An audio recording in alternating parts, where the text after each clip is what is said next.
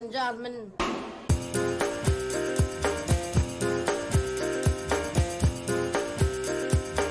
Formidable.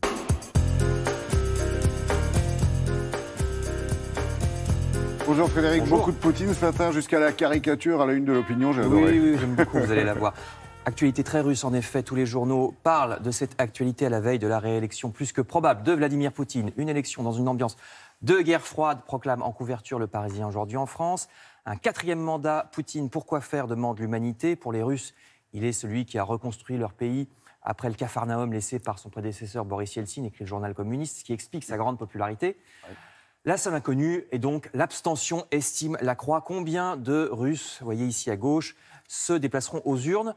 En tout cas, comme le montre ce dessin donc, du journal L'Opinion, Poutine semble indestructible, toujours debout, alors qu'au contraire, il a fait trébucher Américains et Européens entre la manipulation de l'information pendant la présidentielle américaine et du côté européen, l'invasion de la Crimée, les rumeurs lancées contre Emmanuel Macron ou l'ancien espion récemment empoisonné à Londres. On vient d'en parler. Et justement, à propos de cette affaire Skripal, du nom de l'ancien espion en question, le Figaro veut croire que l'ombre de cette affaire va planer sur la présidentielle, vous voyez ici à gauche, d'autant plus, précise Le Monde et le Parisien, d'autant plus que ce n'est pas la première fois. Il y a déjà eu une série d'empoisonnements suspects contre d'anciens agents russes, contre aussi des opposants, ou bien contre le président ukrainien Youtchenko. Selon Le Monde, pas moins de 14 morts suspectes seraient actuellement réexaminées par la police britannique, donc rien qu'en Grande-Bretagne.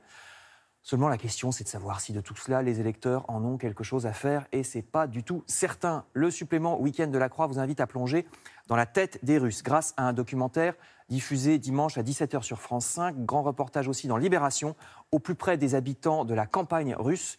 Vraiment la campagne, c'est-à-dire la ruralité, pas la campagne électorale. Pour beaucoup d'entre eux, Vladimir Poutine est l'indispensable garant de la stabilité du pays. Et de toute façon, même ceux qui ne l'aiment pas, ceux qui critiquent par exemple les fortes inégalités, la mauvaise santé de l'économie en Russie, ses opposants savent qu'il sera réélu de toute façon.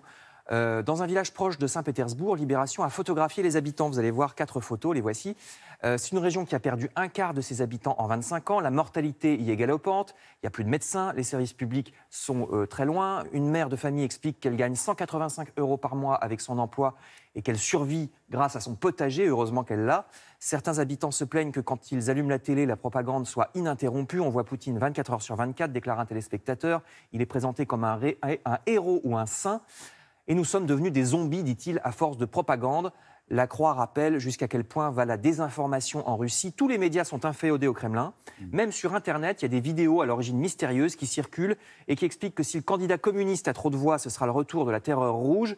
Et que si c'est le candidat libéral, alors la Russie sera envahie par les homosexuels. Je ne sais pas pourquoi. D'accord. C'est comme ça. Il y a en ce moment sur le site web d'Arte un documentaire à propos de la guerre de l'info en Russie, précise le journal. Alors bien sûr, l'Europe et les États-Unis prennent des sanctions économiques contre la Russie, comme le précise le Figaro ou Libération, que vous voyez ici. Mais est-ce que ça changera quelque chose? Il faut le faire, il faut prendre ces sanctions, dit un article du journal La Croix. Vladimir Poutine, en effet, ne comprend que le rapport de force. La diplomatie russe ne s'est pas affranchie d'une volonté de concurrence avec l'Occident, je cite. C'est pour ça que le Kremlin soutient le FN en France ou l'extrême droite en Allemagne, pour essayer de nous déstabiliser. Vladimir Poutine essaye d'utiliser nos faiblesses et veut un Occident faible. Je cite encore, sur son propre sol, il muselle également toute voix discordante, souligne Les Échos. Le principal leader de l'opposition, Alexei Navalny, n'a pas pu se présenter à la présidentielle.